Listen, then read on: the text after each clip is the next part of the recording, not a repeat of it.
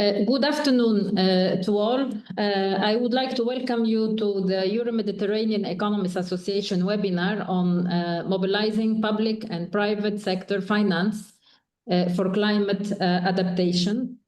So this is a very important webinar, which is co-organized together with our collaborator, Imal. Thank you for being with us, Alexander, today. And under the Sustainable Transformative Alliance, which is an alliance that EMEA promoted to enhance sustainability and private and public sector collaboration for sustainability and climate action. So let me start with an introduction, because this topic is very important because the frequency and intensity of climate-related disasters are escalating since a few years already. And also, these risks are becoming uninsured. Many insurance companies and reinsurance companies are getting away from those long-term risks. And also, in fact, this really leads us to think about the urgency to invest in climate adaptation. And I think this is not anymore this is not only an urgency, but also there is no choice anymore. So we don't have a choice then to invest in climate adaptation. So we can see, for example, that the rising sea levels, the droughts, extreme heat and flooding particularly impact the vulnerable communities everywhere in the world, especially in climate fragile regions. And there are many countries under this aspect of fragility. But then if we also add to this the conflicts, the tensions, this also adds a lot of pressure on those countries to develop. And already, I think we are experiencing every day the warming of the planet. This is clear that we need to really act as soon as possible, not only from the public sector, but also the private sector, which will have to really take responsibility and move into new dynamics for dealing with climate crisis and achieving climate resilience. So, in fact, the global attention has been very much largely, I would say, focused on mitigation rather than, for example, adaptation. And clearly, the adaptation has been something like we can think about in the future. But nowadays, as I mentioned, this is becoming critical.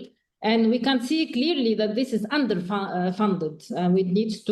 It needs to really be thought about quickly within also the years to come. So to address this imbalance, I think we need to rethink our priorities here. And there is a fundamental shift that is needed from being reactive response to a proactive resilience building. And I think financing and investing in adaptation is, in fact, within this proactive resilience building to climate change. So we need to adapt, and we need to adapt fast.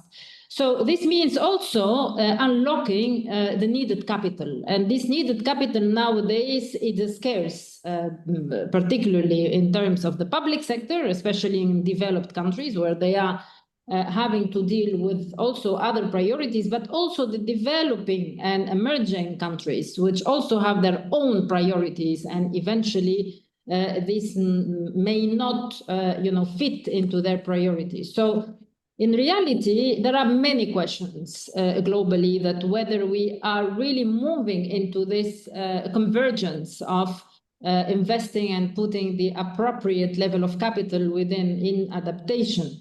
So government have always played a very essential role to enable environment through policies, guarantees, blended finance mechanisms, and also grants. But the scale of the adaptation challenge, and we can discuss it afterward, demands much more than public budgets to really deal with the magnitude of the needed investment that we are talking about.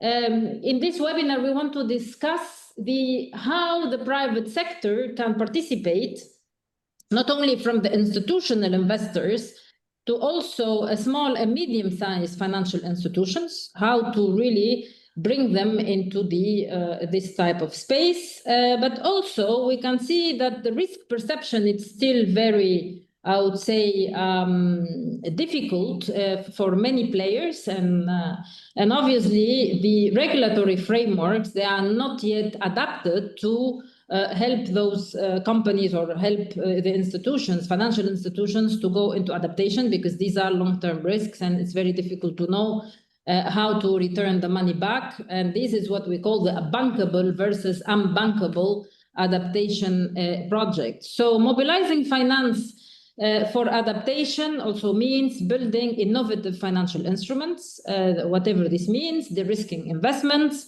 valuing ecosystem services, and these are the nature-based solutions that a lot of people now, a lot of institutions are investing in those. But also embedding the thinking of resilience into decision-making. Of course, in finance and economics, we tend to think about efficiency, short-term value creation, and these are all aspects that have governed our financial market over the years. But nowadays, we are facing a long-term, I would say, risk, but also short-term risk, and this is where we are living it. We are living it because, of course, climate change impacts heavily the balance sheets of banks, balance sheets of investment firms, and also the balance sheets of the government themselves. So in reality, we need to think, at least this is something that we can discuss today, of adaptation, not as a cost, but rather as an opportunity for sustainable development, job creation, resilience, and long-term value preservations. So I would like to share with you, and I'm sure many colleagues today will also share those views, what we have learned from the Sevilla Finance for Development 4 conference in July. So practically, this conference culminated in a Sevilla commitment, of course, still a commitment. Of course, so we can debate the content of every page in that commitment, which is not the purpose of this webinar, but we can also raise some of those commitments and decisions that have been taken. And this is actually a political blueprint that links climate finance with a broader development framework, and this is all known to you. Obviously, the Finance for Development, which happens every 10 years, they anchored implementation target for the UNCCC and the Paris-aligned financial streams, committing to mobilize at least 300 billion by 2035, with a scaling ambition up to 1.3 trillion from combined sources. This means also private sector involvement. So, of course, this agreement also reaffirmed the support for the NDCs and national adaptation plans, and these are essential. Mainstreaming adaptation into national finance strategies, and this is also essential for the budgets and in terms of the risking capabilities that every country has, and also the region overall has. When we talk about regions, mainly, for example, particularly the vulnerable countries, African countries, Mediterranean countries, which are really hotspots, and this is clear. I mean, in all the discussions in this forum. So it also launched this Sevilla platform for action, which features many initiatives, which are still voluntary initiatives, measurable, eventually initiatives that includes reforms, tax reforms, blended finance, debt for nature adaptation swaps. And all this sets the motion for some frameworks that could be transparent, that could be monitored. And obviously, one needs to have this progress reports to understand whether those initiatives, they yield really results. And this is what we would like to see going forward. So all of this will have implication on the allocation of capital toward adaptation initiatives that And also mitigation initiative. We cannot put aside mitigation. And there is a space in reality between adaptation and mitigation that are in the center, what I call the intersection between adaptation and mitigation. One has to think about those as much to be able to go in parallel on both objectives. So the Euro-Mediterranean Economists Association, we are trying really to work toward catalyzing this climate resilient investment and financing with an approach of, I would say, private-public partnership. And all they, I would say, share the risk for the purpose of a more resilient environment to climate change.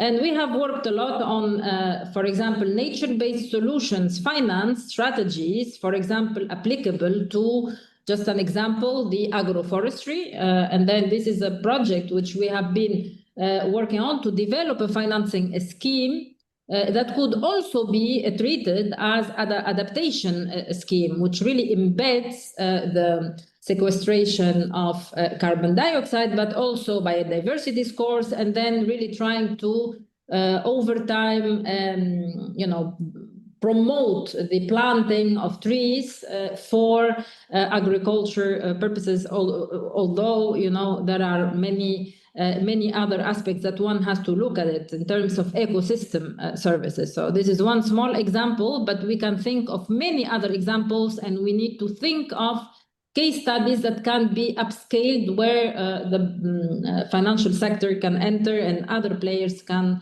enter. So this conversation today is trying really to bridge this gap between the need and resources, between risks and opportunities, and also short-term planning and long-term resilience. So we need to reach those trade-offs.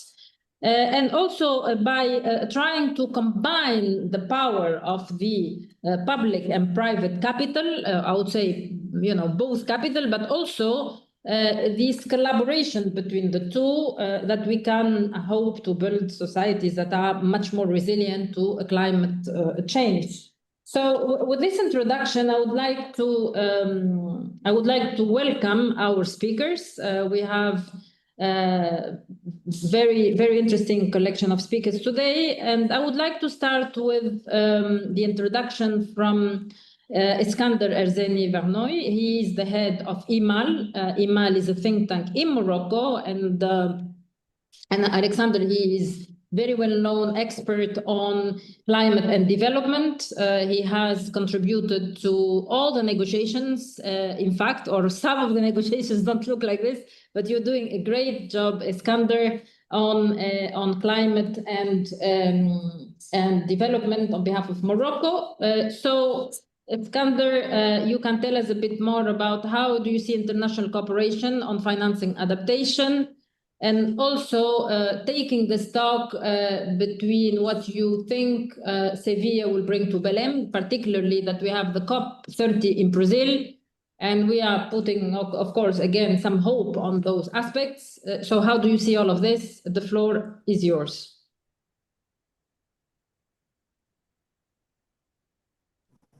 Shukran, Reem. Thank you very much, Dr. Ayedi. It's a pleasure to be co-hosting this event with you here today, and thank you all to our distinguished speakers and to our audience for their interest. Obviously, this is a very vital agenda, not just in our corner of the world, in North Africa and the Western Mediterranean, but across the developing world and the world at large. It's a problem that we know is at the scale of $400 billion US dollars a year in terms of the adaptation finance needs in developing countries, and that's only a part of the arguably greater, much greater adaptation need faced in developing countries, without even including developed countries. So I will offer a few framing remarks before handing over to our distinguished panel. just with an eye perhaps to some of the multilateral processes which Professor Ayedi just mentioned. So touching on the COP process, of course, which is leading us to the COP30 in Belém later this year, but also reflecting on where we are with the UN process on financing for development coming out of Sevilla, as we just have. I think first it has to be acknowledged. I'll begin by recalling that we have perhaps now 30 plus years of history in talking about adaptation finance in the context of the UN multilateral regime. And of course, there's a very clear legal basis that we have from the Framework Convention that was agreed in the early 90s, of course, and that places a clear responsibility on the developed countries to be providing financial resources as needed by the developing countries to, and I quote, meet the full incremental costs of implementing measures which include cooperation in preparing for adaptation to the impacts of climate change, end quote. And so, of course, I think the past 30 years of the COP process have been one of contestation between developed and developing countries around who is going to be paying for this huge cost of adapting to climate change. And obviously, as Reem said, there's a lot to be gained from adapting to climate change. The benefits, of course, far outweigh the costs in terms of the future losses avoided from a given investment of capital. But of course, the debate between countries around who's going to foot that initial cost is nevertheless an enormous one, because as noted earlier, it is in the hundreds of billions, and this is growing. Of course, before we got the Paris Agreement in 2007, in the Bali COP, around that time, we did see, and I think others will be, I think, building on this theme, we did see adaptation finance put on the table in a strong way, and adaptation more generally, given its historic less significance being accorded to it relative to mitigation. And at the time, the AOSIS and the least developed countries, the small island states and the least developed countries, proposed a quote-unquote burden-sharing mechanism that included proposals for international levies on international aviation and maritime transport to fund adaptation. And of course, this was back in 2007, and we're having some of those same conversations almost 20 years ago, 20 years later today. And I think other panelists will speak to this, but there is some, shall we say, some pedigree to some of these ideas. In terms of the Paris Agreement process that we're currently in, of course, what happened originally was that, I think in the design of the Paris Agreement, it was originally conceived maybe by some of the wealthier countries as being focused on mitigation, but then African countries actually insisted that if there wasn't a global goal on adaptation, then there wasn't going to be a Paris Agreement. And so this very firm position by the African countries in the UN climate process created this global goal on adaptation, which, it's to be emphasized, is a global goal. So it doesn't just establish responsibilities for individual countries, but for a larger collective to deliver the goal together, including through cooperation and financing. And so the conversation continues these days on Article 9.1 and the provision of finance. And what we saw coming out of Baku was a decision that was quite rushed and not really one that reflected what the majority of countries, I think, were comfortable with, I would venture to say. But nevertheless, it was the agreed decision, and a lot of pressure in the context of the incoming Trump administration. I think to flag there is a interesting crossover with the FFD process and the sort of conversation on wider finance flows, including private finance, with the establishment of the so-called Baku to Belém roadmap to 1.3 trillion, which is meant to set or help to chart a way to establishing 1.3 trillion in overall climate finance flows to developing countries by the year 2035. And that, of course, is in complement to the 300 billion mobilization goal, which is more focused around public finance, which is the successor to the 100 billion goal. And that, I guess, perhaps is a good segue to the financing for development process. For those that followed it closely, you'll of course be aware, and I think my distinguished colleague from Kenya will speak to this further. The topics of levies for financing climate action and sustainable development were raised again, including around aviation and shipping. Of course, and this relates to climate change adaptation, with the shipping levy opportunity. There are nevertheless concerns about adverse impacts and potential concerns about food security. And of course, that's for shipping. Aviation perhaps presents some such concerns, but to a lesser extent. But of course, in general, the question of the progressive design of such levies has to be taken into account.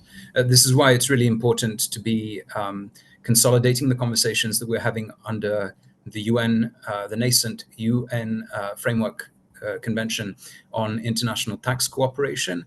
And I think that this should be understood as an important opportunity for adaptation finance, because it presents the opportunity for developing countries to be able to actually institute fair taxes, which can raise fiscal revenues for them to invest in adaptation, as well as for developed countries to raise more money for international finance.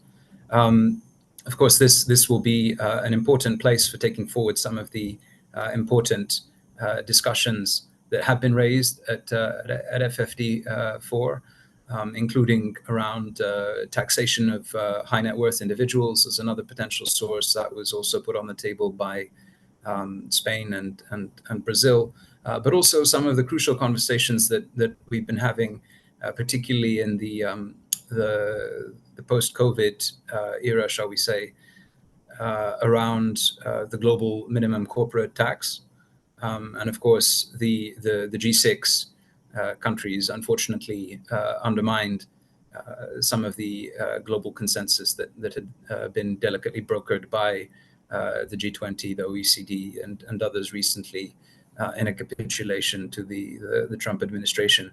But I think these, although they're not typically understood as climate finance conversations or adaptation finance conversations, have to be understood as such. Maybe to close, I think we saw other conversations at FFD, which are of note and of significance for this conversation.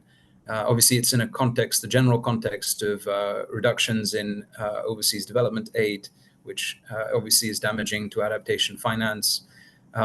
Nevertheless, the 0.7% of GNI continues to be a North Star.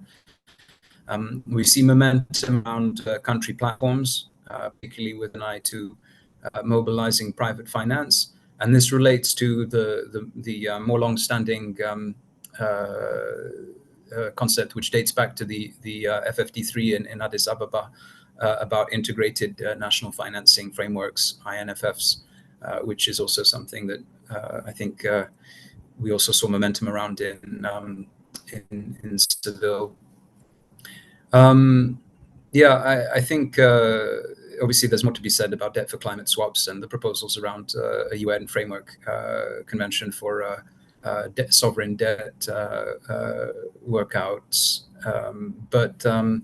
I think I'll just close by saying that I think from our standpoint, at least from our perspective here in Morocco, where we face really serious threats to our water security as a result of climate change and big growing adaptation costs. The importance of grant-based and concessional finance is absolutely at the core of all of this. And at the same time, nevertheless, we are trying to mobilize our banking sector and our institutional investors to play a more active role on this front. But it remains a challenge. And so looking forward to this panel and what solutions can potentially be put on the table to advance some of these challenges in mobilizing public and private finance. Thank you very much, and back to you, Dr. Ayadi. Thank you, Iskander, for this complete overview, and I can only share your concerns. But I have a couple of questions before I move to our next speaker. You mentioned the cooperation, and I think this is an essential, I would say, tool to allow us to pool resources for adaptation globally. And you mentioned briefly the loss and damage, and I want to ask you about the loss and damage fund. Where are you in? Where are we in that process? And do you think the loss and damage fund will be sufficient? And how is it going to be managed at a national level? This is a global fund, if I understand it well, or is it a national fund or national collection of national funds with a capacity to act if there is a problem? So how do you see all of this? Yeah, thank you. I can speak to that briefly, and perhaps we can also potentially come back to it later.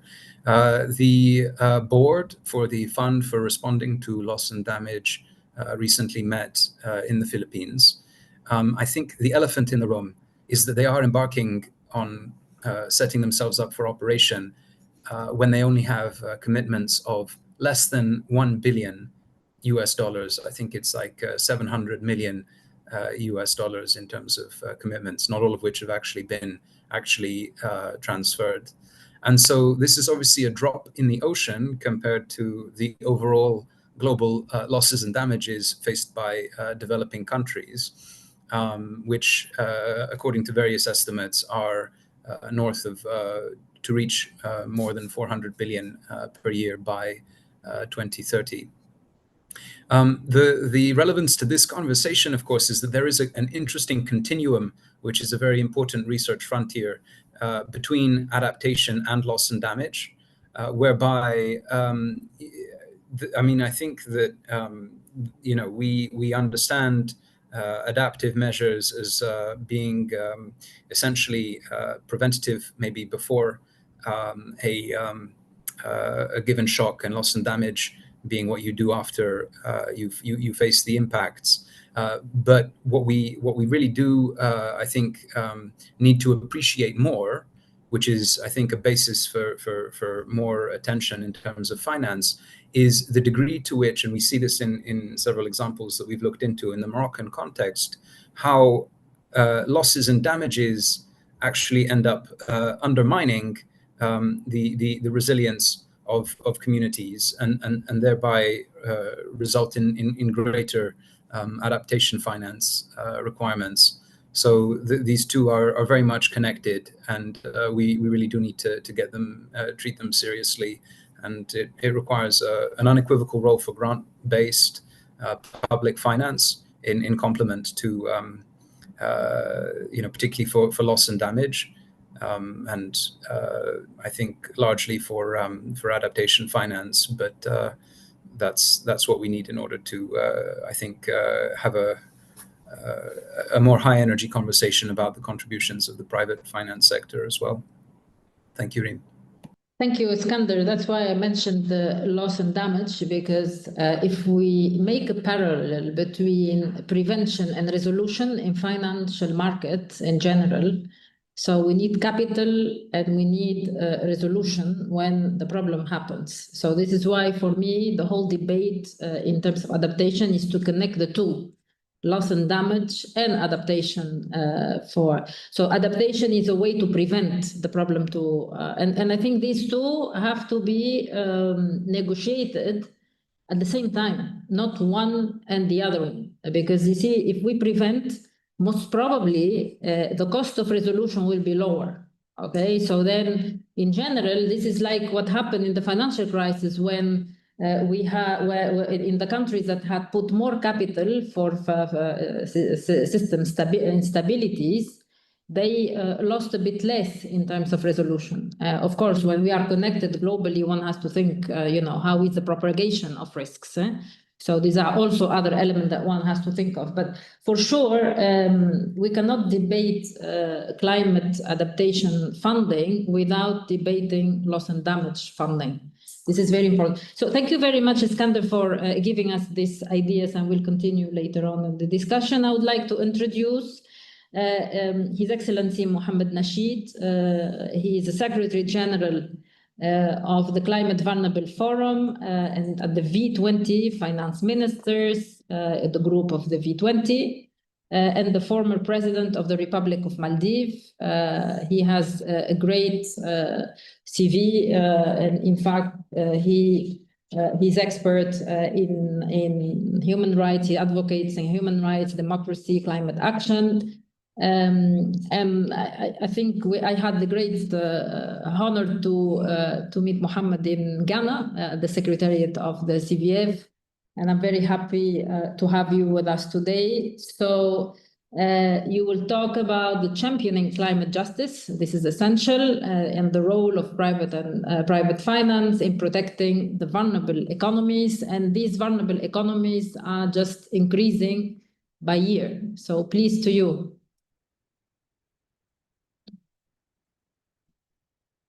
You're muted. Okay. Well, thank you so much. Too many nice words. I shall group my remarks into three themes. Firstly, a bit about the adaptation needs that the climate vulnerable countries require.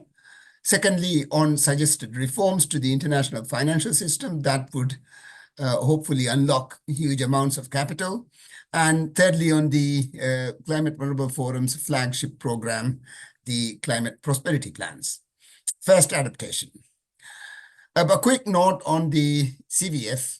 We are 74 member countries, all developing nations that are particularly vulnerable to climate heating. We are an intergovernmental organization, and we are headquartered in Accra, Ghana. And we face enormous adaptation needs. Our economists have studied the numbers, and they say that collectively our countries need some 490 billion a year in climate finance. And we will need this every year until 2030. This includes the cost of all the upgrades to our infrastructure that a hotter world demands, from shoreline protection to better healthcare facilities to changes to the way we go about working. This is a staggering amount of money, far more than our countries can possibly hope to raise through local taxation. It will require aid, but more importantly, huge amounts of investments. And we need to spend all this extra money while many of our members are in or at risk of debt distress, in part caused by the effects of a hotter climate. The developing countries that make up the CVF did not cause the climate crisis. We did not get rich filling the skies with pollution, but we are suffering the impacts of that pollution. CVF countries are climate creditors. Our carbon emissions are negligible. The historic emitters are the trouble debtors, the true debtors. But our costs are rising, just as our ability to pay is being constrained. Our most recent assessment that the CVF members, 74 of them, have a total sovereign debt stock of 1 trillion, with 750 billion in debt servicing due by 2031. This is a crushing burden for countries that have contributed practically nothing to climate change. And the human cost is staggering. 12 of our countries now spend more on interest payments than on education. 16 spend more on servicing debt than on healthcare. This is not just a development issue, it's a justice issue. The international response has failed us so far. The G20 common framework has not delivered. Meanwhile, major donors are cutting aid budgets, even as global shocks from COVID-19 to war continue to frighten our fiscal balance.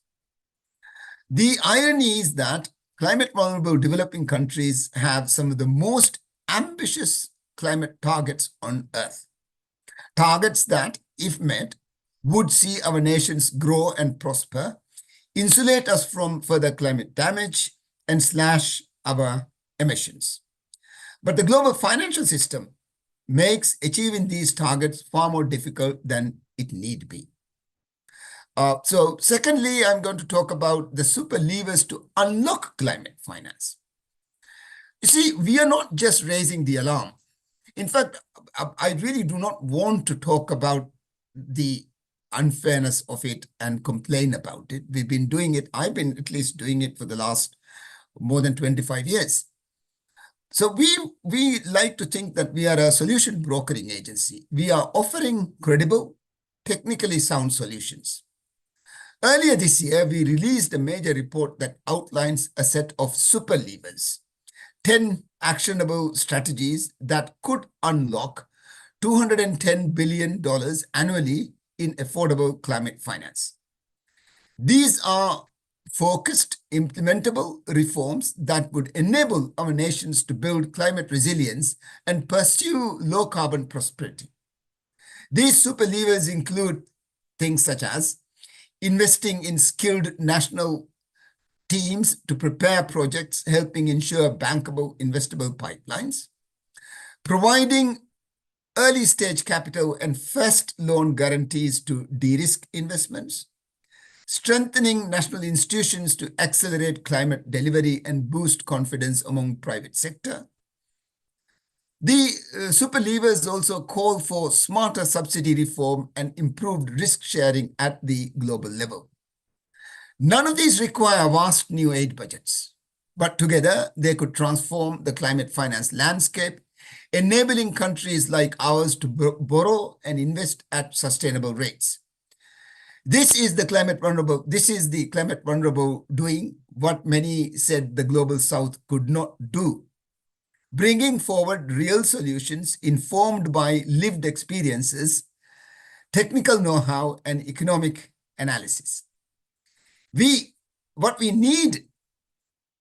now need is for the international community to recognize these solutions and to implement them. Finally, from what I would say from climate vulnerability to climate prosperity.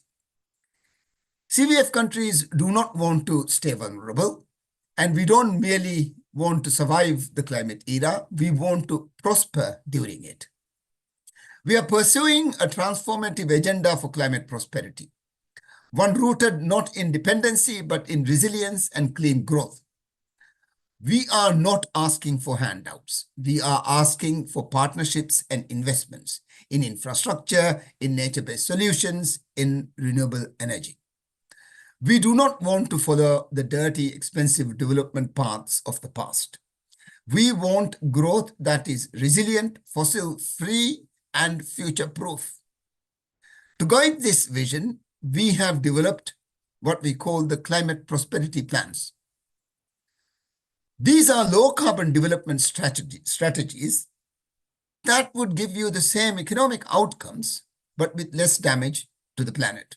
These are bold national investment plans that align microeconomic policy project pipelines, and green industrial strategies. So each of the climate prosperity plans would include a comprehensive macroeconomic model, a pipeline of bankable projects and programs, a green industrial policy framework that supports innovation, climate resilience, and cooperation. So far, Ghana, Bangladesh, Sri Lanka, Barbados has completed a plan, and we now have Bhutan, Sri Lanka, Gambia, Gabon, and Lebanon wanting a plan, and we are working on the plan on their plans. So the CPPs are not abstract plans; they are actionable, fundable blueprints for prosperity, and they are open for business. We believe in a simple principle: if we succeed, you succeed. Investing in climate vulnerable forum countries is not charity. It is smart economics. Your companies can make healthy returns while helping to build the resilient, sustainable infrastructure of tomorrow's world. Well, thank you very much for inviting me. Thank you. Thank you very much. And I think these climate prosperity plans is the way forward for all the vulnerable countries to move from, I would say, a crisis situation due to climate crisis into prosperity. And this is what you mentioned. And I think, as you said, we need investment, we need partnership, and this is smart investing. And absolutely, with the right information, the right frameworks and mechanisms, this is win-win situation going forward. So this is great. So I would like to give the floor to Yusuf Hussein. He is the Director of Climate Finance and Innovation of the Office of the President of Kenya, and he's expert on climate aspects and action. And Yusuf, the floor is yours to discuss about how we could move climate finance for adaptation, for healthy depth and healthy planet. And this has been a discussion that I took. I had the chance to see in the Sevilla in the event. And how do you see all of this going forward? To you, Yusuf. Thank you, Professor. And let me thank you guys for convening us here today, and meeting my friend Skanda and also His Excellency Ambassador Mohammed and the other panelists. Great panel. And I think to start with, if you listen to Ambassador Mohammed and his ambition and what he's been pushing for the last few years, you don't need to continue the discussion. He has put it very well in plain language that yes, we are not a problem, but rather a solution. And we want to partner with the world to achieve the set global targets. Let me begin by saying, in recent years, unprecedented heat waves, floods, cyclones have inflicted devastating losses across the global south, and especially in Africa, deepening poverty and disrupting development. And according to the independent high-level expert group on climate finance, emerging markets and developing countries, excluding China, faces an annual climate investment requirements of roughly 2.4 trillion by 2030. And you can just now attest to what we had agreed, that Skandal had concerns about the lack of ambition in Baku. If you consider the numbers that are being floated around by experts, and the real numbers that Ambassador Mohammed and the likes in leadership in Africa and in global south have been mentioning, and what we had agreed in Baku. Covering energy transition, adaptation, resilience, loss and damage, and nature restoration with an external financing gap of 1 trillion or 1.3 trillion as per our demands last year.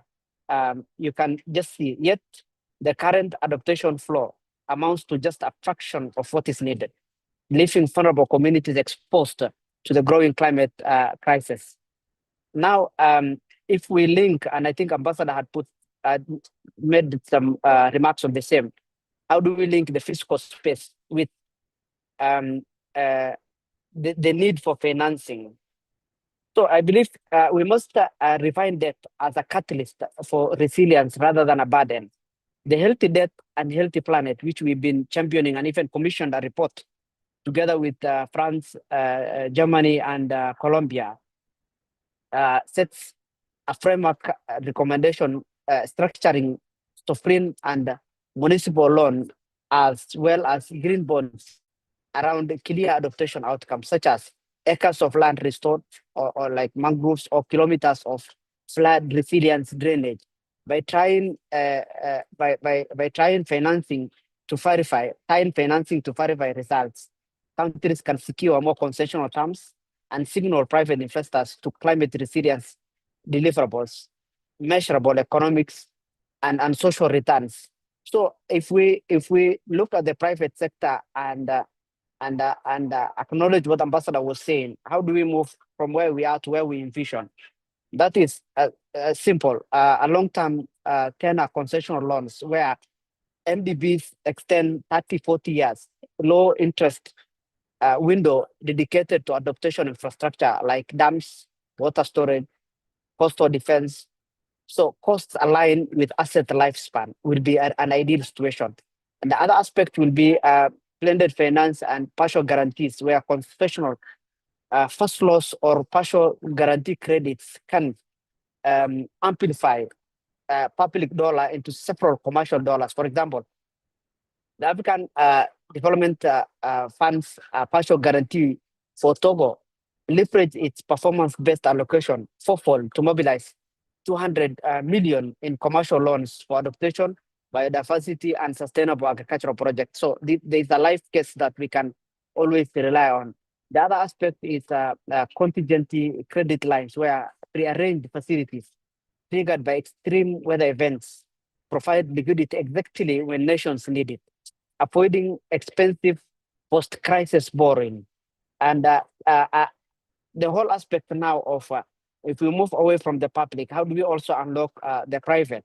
I think private investors constantly cite risk as their primary concern, especially for projects in the Global South and in Africa. And that's why the risking structures, first loss trenches, subordinated loans are critical to lower risk premiums. Like Kenyans own climate resilience securitization pilot issued a bond whose coupon are linked to reducing flood damages, attracting institutional investors by aligning returns with resilience outcome. The performance-based instrument where investors share in savings from avoided disaster losses and parametric insurance product ties to rainfall or cyclones induces further breach between public and private interest, making adaptation projects bankable in this part of the world where I think the risk is perceived rather than reality, as it was alluded by many.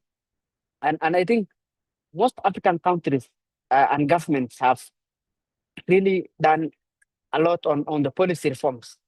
And I feel like policy reform is non-negotiable.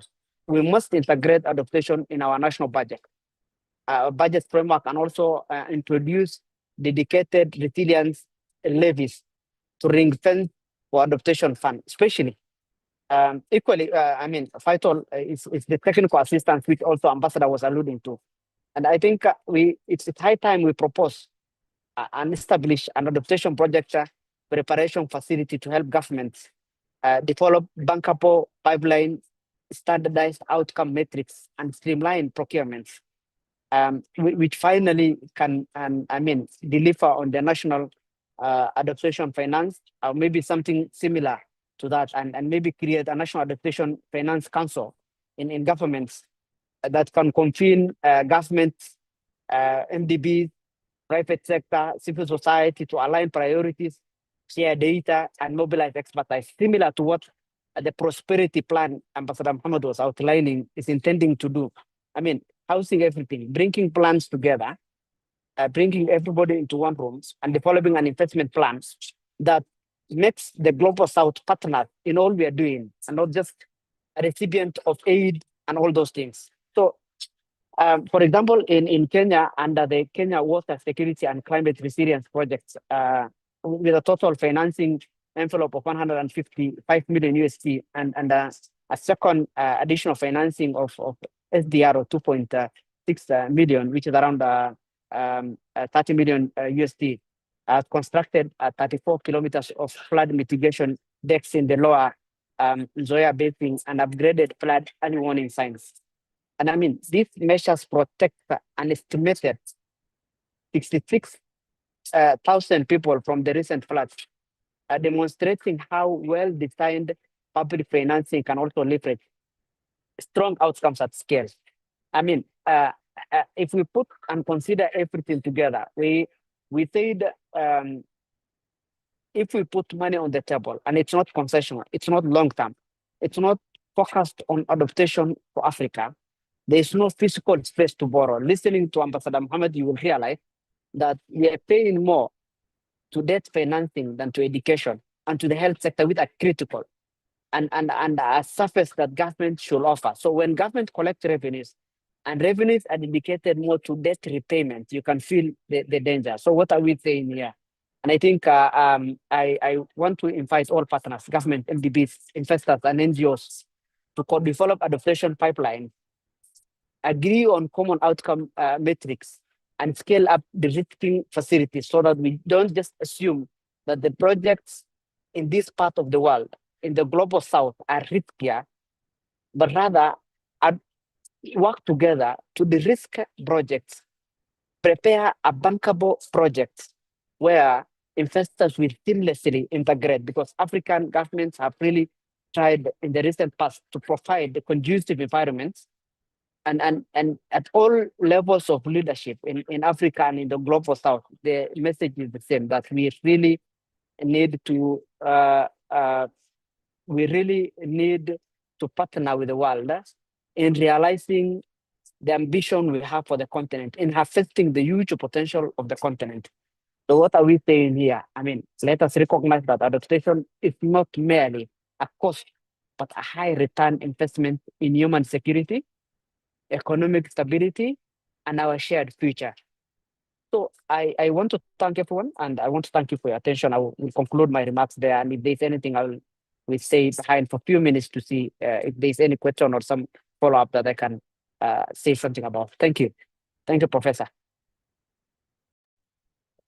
Thank you, Yusuf, for your thoughts on all of this, and all your recommendations are very important in all this debate about the reform of the global financial architecture and the role of MDBs going forward, and also I would say internalizing the long-term risks and short-term risks of the lack or the non-adaptation plans and investment in adaptation plans. So you see, we are heading into what I call the cost of destruction if we do not adapt, correct? So this has it's a cost to economies and also a cost to the planet, and one has to value it, right? So because if we adapt and we prevent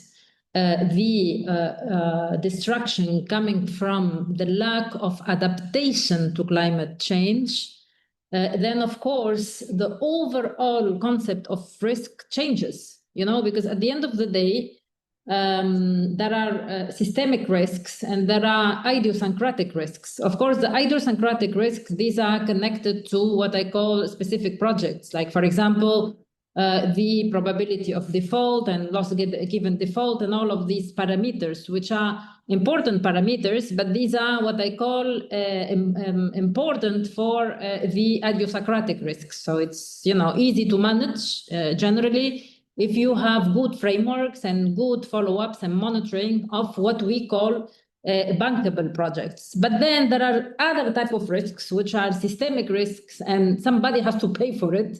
And this is why, for me, this is not yet dealt with at the global level, nor at the national level. So one has to take it because these are I would say, role of the government primarily, because these are what I call risks that are national to global risks, and one needs to have this burden sharing, as mentioned by Iskander at the beginning. So, but then at the same time, we are so late in action that everybody has to put his hands in his pockets and take a part of those costs, because otherwise, I think the losses will be shared by everybody and the losses will be huge. So with this, I would like to introduce Benedict Witte. He is a project manager at the land banking group.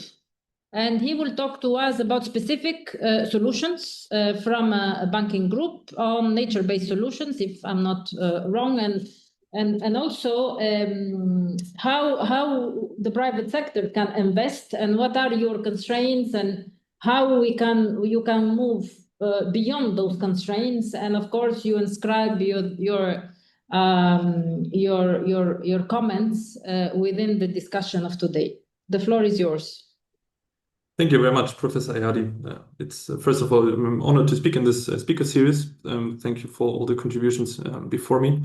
And the points that you've raised all over this course of the discussion are highly relevant. And of course, I want to take them, re-emphasize them, and take on the hat of the private sector, because as we heard in the previous conversations, public money alone cannot stem this huge adaptation gap, the nature finance gap, the climate adaptation gap. And that is the main question of today. And I'm very happy to share the perspective of our company. We're a German-based nature fintech, and we're answering parts of these questions that have been raised before. What about the balance sheet recognition of climate adaptiveness? What about the uninsurability of entire regions? How can we counteract these through adaptation, and how can we increase the insurability again? And by the way, with insurability, there comes also the loss of mortgage eligibility. So it's a domino effect which can ripple through the economy, and how we can prevent that and how we can adapt and mitigate the increase of these risks will be part of this story. As I said, I'm very, very happy. I'm a forest scientist by training and an economist. And today I represent the land banking group. And I do my very best to answer this question of how we maintain future prosperity by closing these gaps, these multi-billion gaps annually. And the answer that I present is fairly, I try to make it fairly simple, because we must start treating nature as critical infrastructure, right? It's as simple as that. We currently fund logistic infrastructure to avoid a bridge collapse. We fund energy infrastructure to avoid power blackouts. So the question is really, why don't we fund the natural infrastructure in the same way to avoid ecosystem collapse? One of my pre-speakers, I thought it was Your Excellence, Mr. Nasheed, you mentioned as well that nature is infrastructure, and it is a vital infrastructure for communities around the globe, especially in the global south, because they provide by far the most ecosystem services to us all. And so why don't we treat it like any other asset class? Why don't we treat it like an asset that needs investments into its maintenance? And that is because there's one major obstacle that we've identified and that we are working on.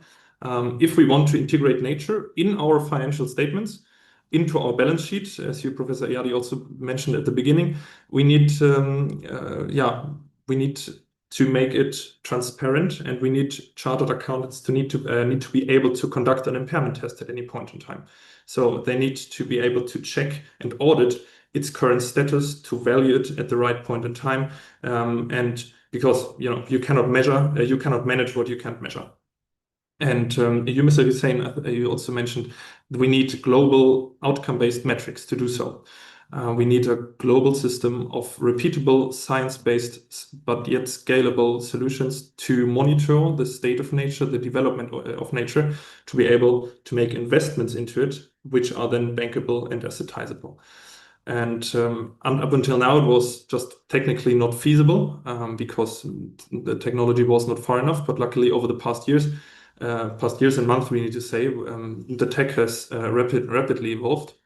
And yeah, as you all know, the term Industry 4.0, which was the digitalization of manufacturing, 10, 15-year-old term. Now, with advancements in Earth observation, we move towards, and AI in particular, we move towards a world, what we call a Nature 4.0, which is basically a digitalization of natural capital. So for the first time, it is possible to monitor the current state, the development over time, and the future potential of any given plot, of any given hectare, of any given square kilometer of savanna, of rainforest, of cropland, of forests anywhere in the world.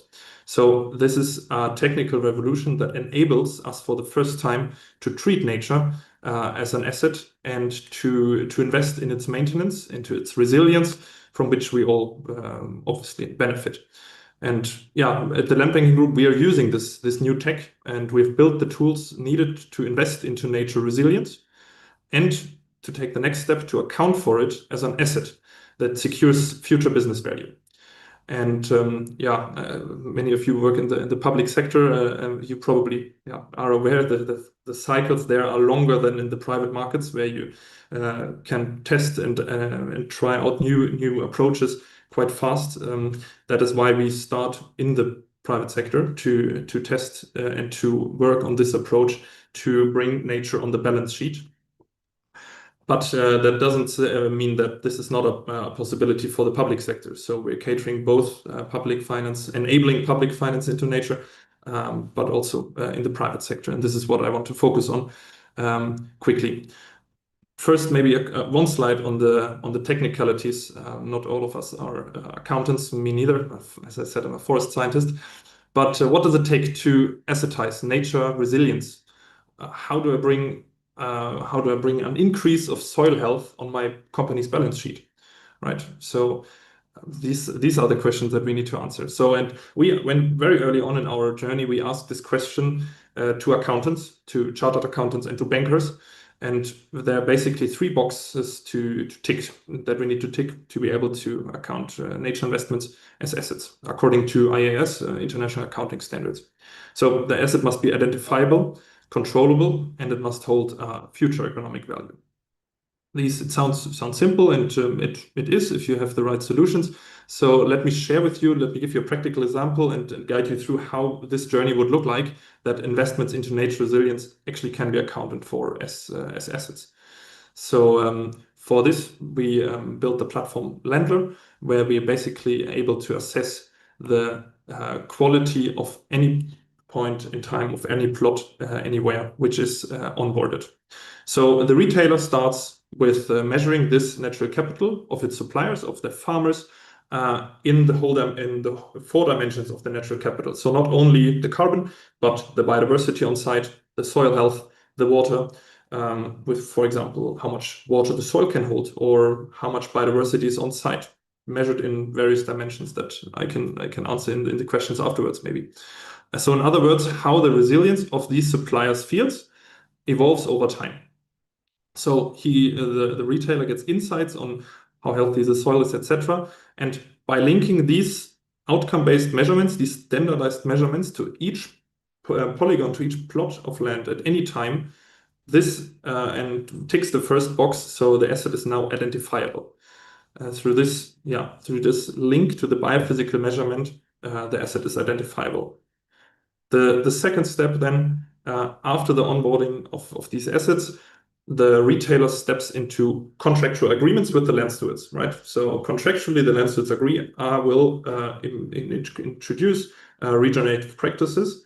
But as I said, these measurements are not input-based, but what we've mentioned earlier, which is quite important, that they're outcome-based. So depending on the environmental measured outcome, these contracts are being designed. So once we've measured, there's an increase in, let's say, water holding capacity. There's an increase in soil organic carbon or species presence. Then payments are triggered towards the farmer, towards the forester, towards the land steward for their environmental services. And with this contract now that the retailer holds, the second box is ticked and the asset is now controllable. So through the contract, I have a controllability about the environmental outcomes. always linked back to the biophysical state of nature at any point in time. And then the last box to tick, maybe the most important one or the most interesting one, is the future economic value, right? How do I assess a future economic value to a investment into nature resilience? There are different ways of doing that.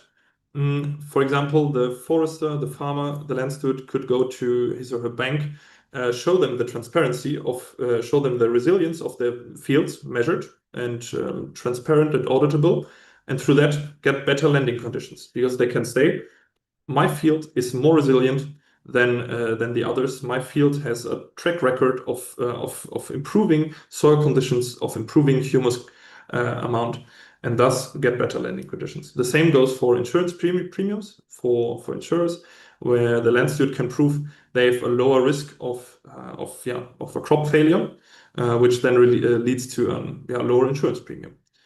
And the third one would be that the retailer has a competitive edge, simply because the green premium that they want to pay to their farmers is now for the first time not a profit and loss item anymore, but moves to the balance sheet, right? Because this increase in resilience is a business value that the company holds. And through this contract and through this measurement, it can always refer to it. And the accountants can see, okay, this company invested in their resilience, in the climate adaptation, and thus it holds future economic benefit for the company as it is more resilient and more sustainable. So these, maybe the little technical 3 steps are quite important. Someone once said accountants will save the world. I don't really like that term, but it paints a picture that this is one approach, one of the more promising approaches, how to link the financial system with our environmental system, right? And this is desperately what we need, as in the last years and decades, there was always the financial statements and the non-financial statements. And through this approach, through bringing nature on the balance sheet, we've combined those two. This was more a small deep dive now from the geopolitical discussions that you had earlier to a very tangible example, how this could look like in one example.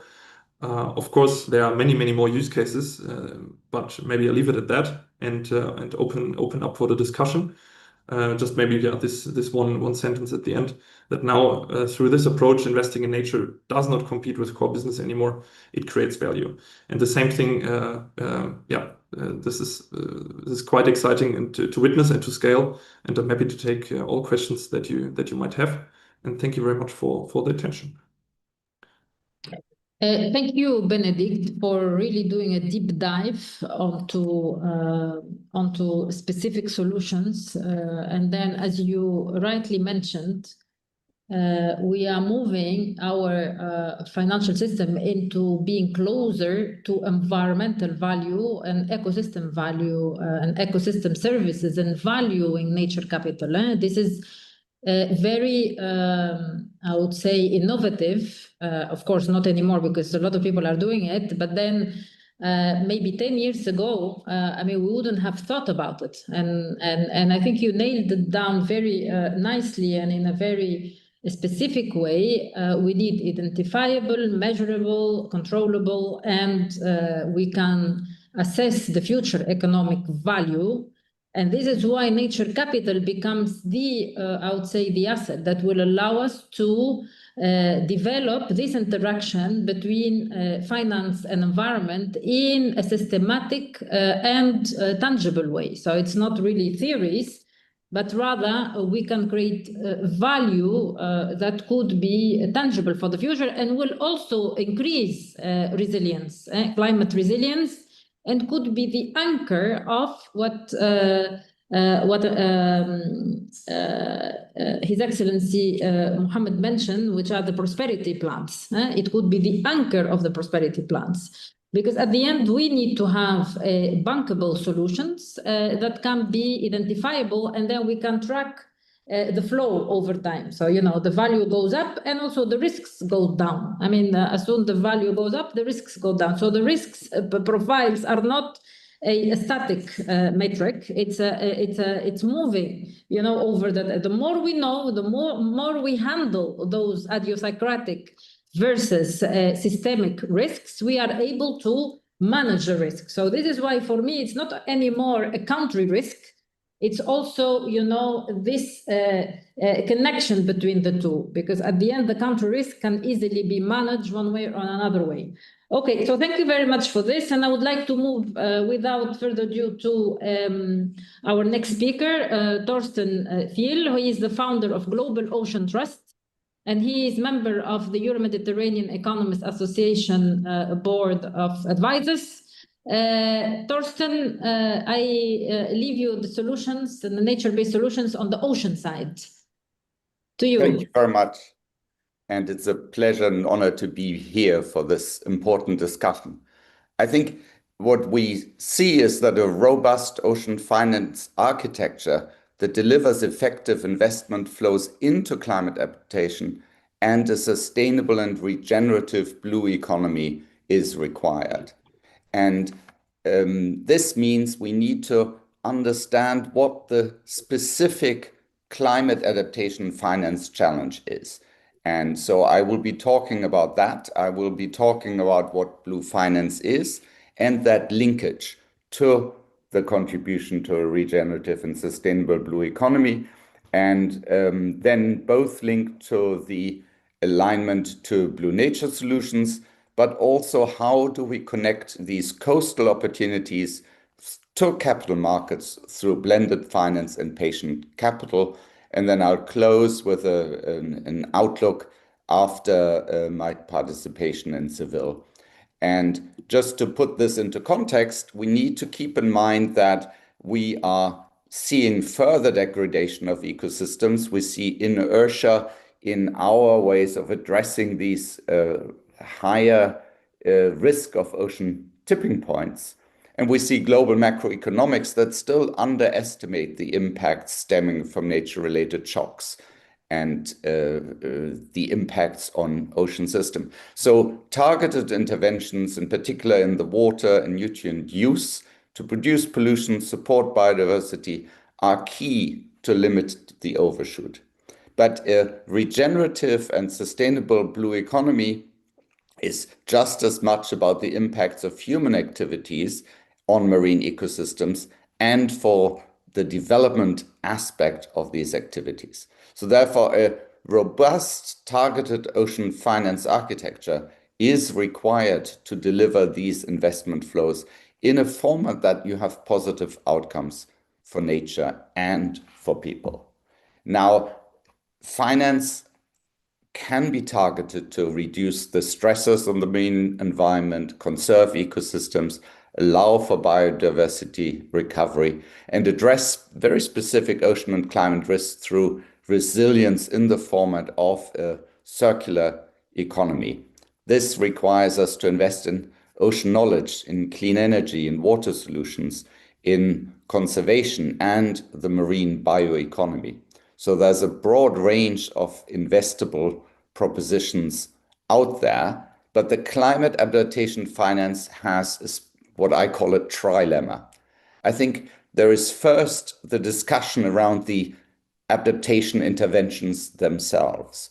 What are the optimal interventions in terms of the way you think about your sustainable ocean plans, your development plans? So one discussion we have is around this concept of managed retreat in the given sea level rise. What is an optimal adaptation intervention, given that this is an ongoing increasing change? But then from a finance perspective, there's a difference between the intervention itself and the financial implications, not just in terms of costs, but also in terms of timing. How do you determine the optimal moment of intervention from a financial point of view, from a price curve point of view? And then, and we already had a reference to that, how do you create these specific pricing mechanisms that deal with the uncertain scale, timing, and impact of these interventions?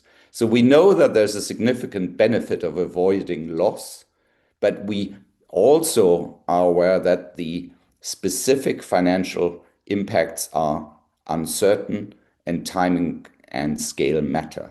So therefore, it is crucial that we use tools such as insurance and financial products that can align to an optimization of this financing approach in order to deliver adaptation finance outcomes. And the narrative around a regenerative and sustainable blue economy is key in this context. Because when you look at the regenerative component, what you're actually saying is that we live with already degraded ecosystems and inefficient coastal management structures. So by identifying which investments can be prioritized to restore ocean health and therefore improve outcomes for nature and people is key to the decisions as to where to guide your investment. So it's not sufficient to think about the sustainability of the individual project. You need to think about the whole coastscape and therefore have the frameworks around it, decision tools, regulations, taxonomies, all built around these sustainable ocean plans linked to the transition of existing marine sectors, but also focusing increasingly on emerging sectors, which deal both with the way you handle integrated skiscape management, you handle the necessary granular data infrastructure, you handle the opportunities allowed, the blue bioeconomy, and how you handle the integration of ocean science, ecosystem conservation, disaster management, and relevant marine data infrastructures. So this is part of where the opportunity lies, but also the complexity lies, because only by clearly identifying those investment pathways will you be able to convince the financial sector to allocate in the longer term a significant portion into these ocean and nature assets, which is of course where we need to get to. We need to get to the situation where for a long-term investor, whether it's a pension fund, a sovereign wealth fund, or any other large institution, that there is a natural allocation in its portfolio towards these types of assets. And what we see at the moment is that whilst finance for some of the more traditional maritime sectors is well established, public finance remains insufficient to meet the specific SDG 14 funding gap, and early stage impact type investment flows are growing, but from a small base. So this leaves an ocean finance gap for areas where we believe, and we can show from the discussion, that they would meet return requirements, but where at the moment these financial flows do not happen. And large ocean states play an important role here, because it is by building a financial infrastructure that is appropriate for their needs that we can actually make this transition happen.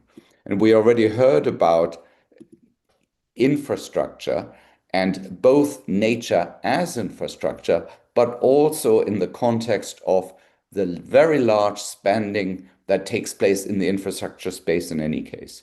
So if we take the next 2 decades or so, we're probably looking at a total infrastructure spend globally of close to 100 trillion.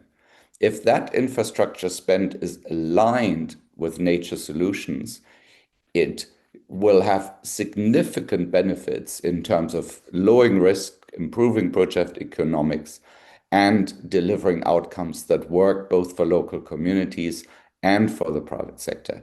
If that alignment is missing, if we build infrastructure without taking these nature impacts into account, without taking vulnerability into account, they put us onto a much further pathway of potential problems. So we need a new approach that integrates blue infrastructure for nature-based solutions and coastal resilience. And that, as you already heard, are these linkages to natural capital assessment, to accounting approaches, We have the Global Ocean Accounts Partnership. We have the work done through the Sustainable Ocean Plans by the Ocean Panel. So we have various frameworks that we need to bring on board here so that we can deliver ocean finance solutions at the various levels, various entry points. We have an entry point around small and medium enterprises, local communities. We need to make sure that those have access to accounts, to financial mechanisms.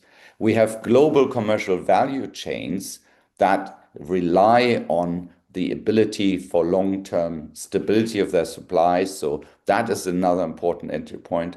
I've mentioned the role of blue infrastructure finance, but we also have to talk about markets, about potential liquidity and predictability through compliance markets. And we have had an ongoing discussion around blue carbon, blue natural capital as an entry point there. But this requires partnerships across these various efforts between public and private, between local and global, because the shift in the millions, billions, and trillions all requires different entry points. So it's a project entry point, it's a coastscape entry point, and therefore blended in development finance entry point, but it's also a global entry points in the way central banks and public markets think about asset allocation. So Sevilla tells us that we need to integrate into development finance these nature and climate solutions and use these financial underutilized tools, whether it's on the insurance side, whether it's on the blue bond side. And we need to prioritize how outcome-based financing can be part of this journey. And I would argue that this requires a dedicated One Ocean Finance approach that brings patient capital and blended finance approaches and allows for larger scale capital market issuance, so for access to large capital pools at attractive pricing into these solutions that vulnerable countries in particular need. Thank you very much. Thank you very much, Torsten. And this also complements very much what Benedict was talking about. And I have one quick question before I go to the next speaker. What is missing to upscale these nature-based solutions for financing adaptation? What is the key element that you think it is missing? So I start with you, Torsten, and then Benedict. Yeah, for me, I think it is that much stronger engagement of the financial sector in this discussion. We have an economic discussion around value, and I think we're making progress there. We have a policy discussion around what we need, and I think there's significant progress on that front. But then you have a financial sector discussion that is still primarily driven by identifying traditional client bases. So is my client the large corporate? Is my client the multilateral? Is my client the sovereign? And given the constraints that we talked about in each of these levels, the financial sector's creativity and ability to really redirect financial flows at scale and deliver innovation is underutilized. And so we need to encourage exactly that debate of bringing all of these together. Maybe I add to that. Thank you, Torsten.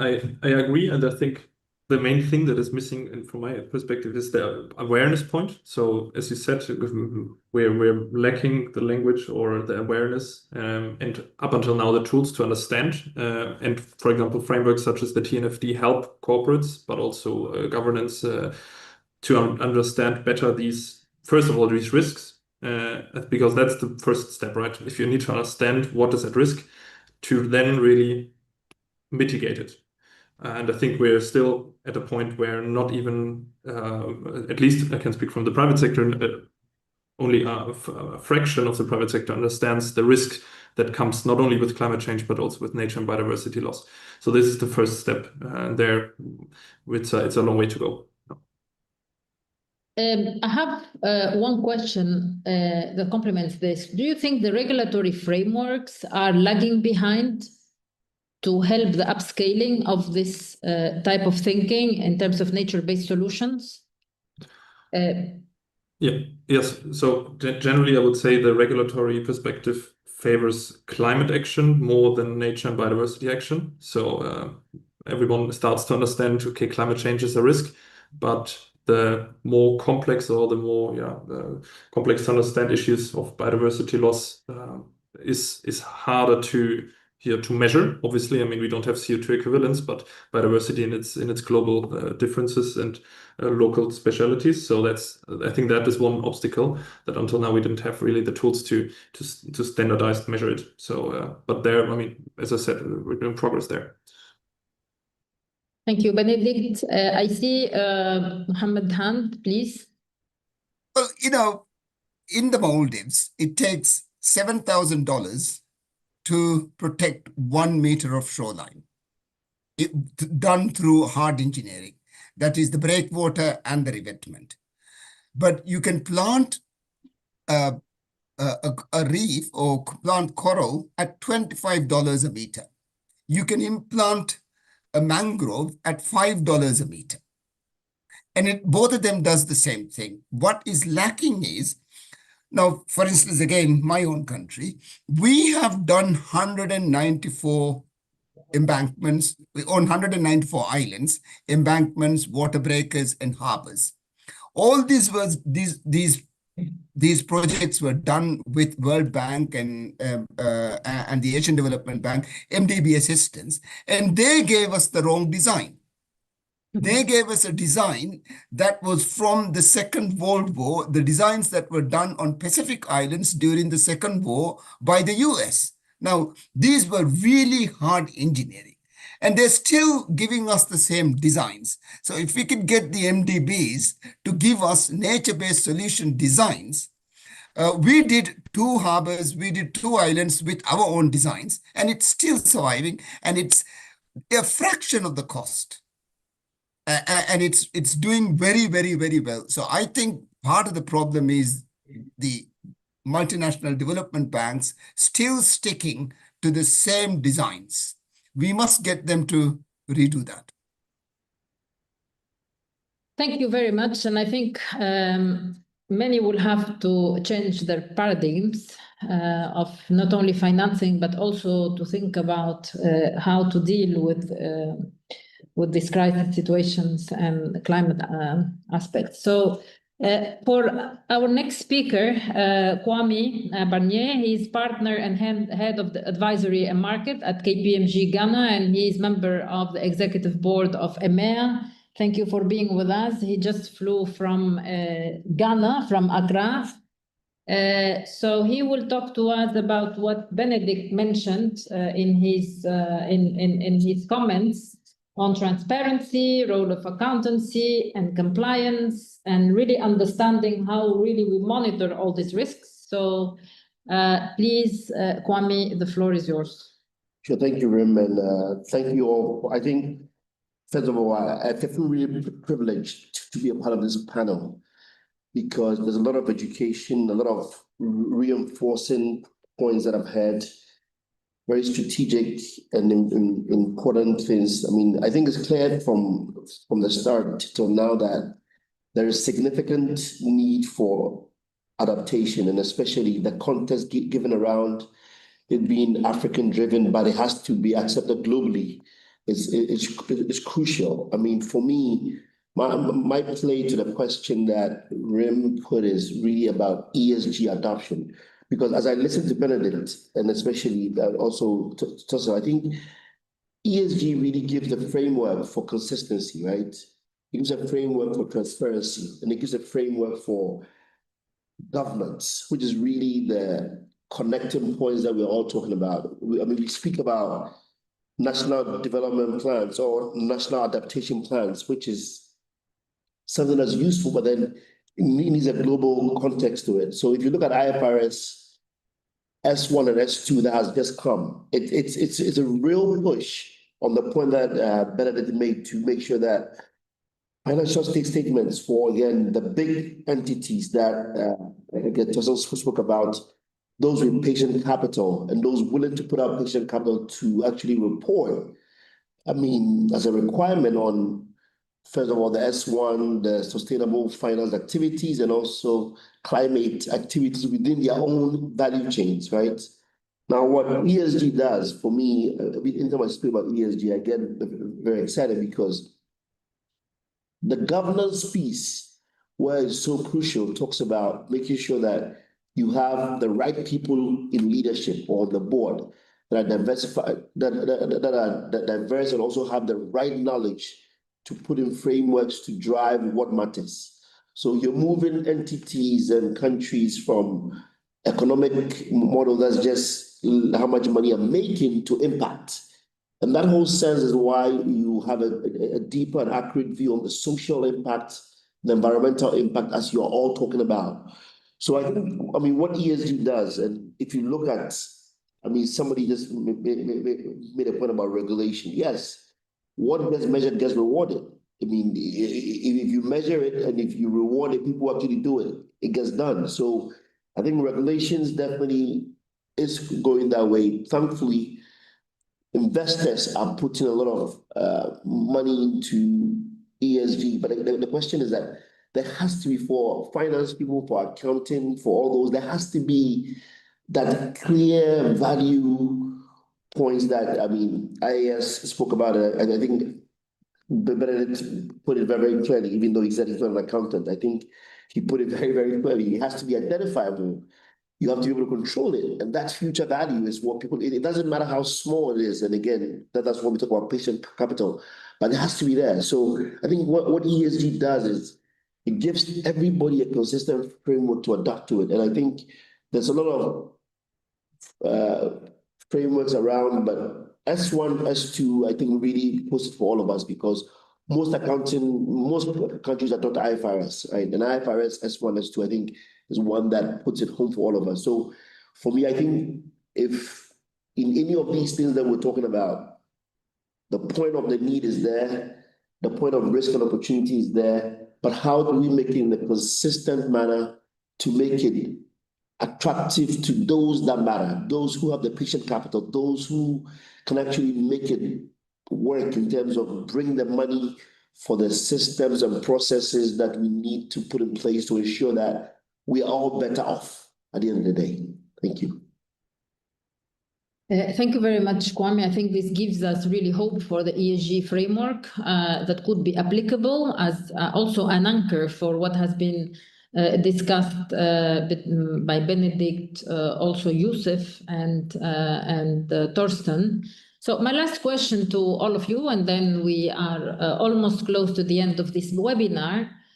What do you expect from Seville? Okay, Seville has already passed. So what do you expect for the COP30 in Belém? What is your, I mean, wish list? And I would start with Iskander.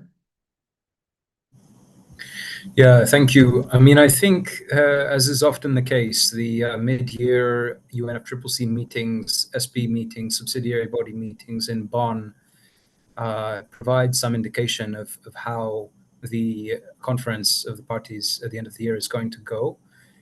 In this case, at the past meetings, we saw a lot of division around having a dedicated item on the agenda to Article 9.1, which is about the provision of public finance. At the same time, we also have the end at COP30 of a multi-year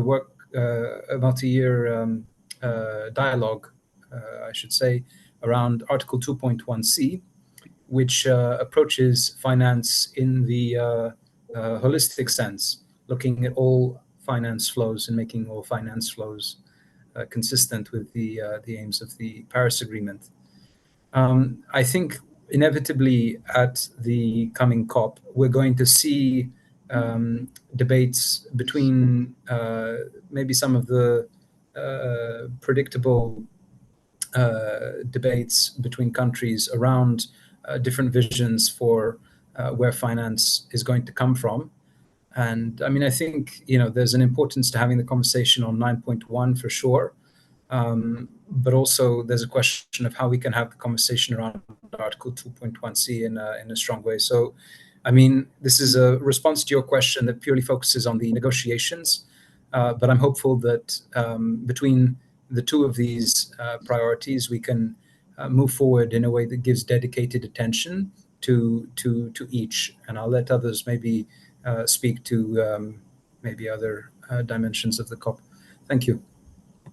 Thank you, Iskander. Ambassador Mohammed.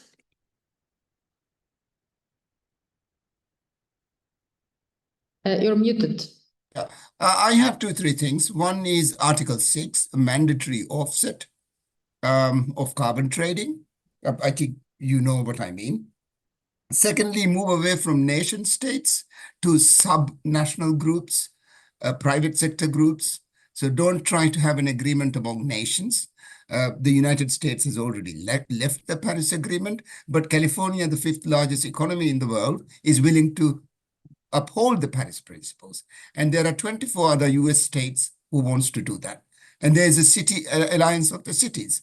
So I would like the Paris Agreement or the UNFCCC process to move away from nation states.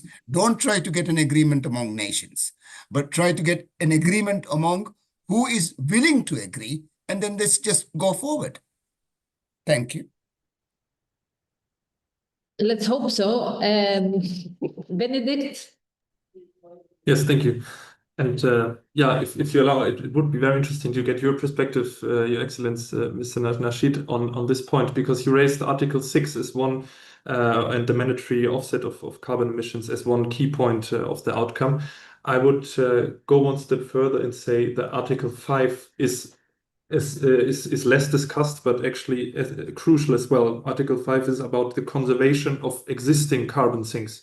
So one downside that we also find ourselves in is that the carbon markets in their current design favor the afforestation and the reforestation, so the restoration much higher, and it's much easier to get the additionality, etc., than for high intact forest ecosystems or coral ecosystems. With your thinking about your earlier example of the coral reefs, the price and difference of restoration versus maintenance. So I think this is a real issue that we need to tap, because from a scientific perspective, it is especially important to hold these high integrity carbon sinks and biodiversity hotspot standing. So this would be my main goal. Thank you.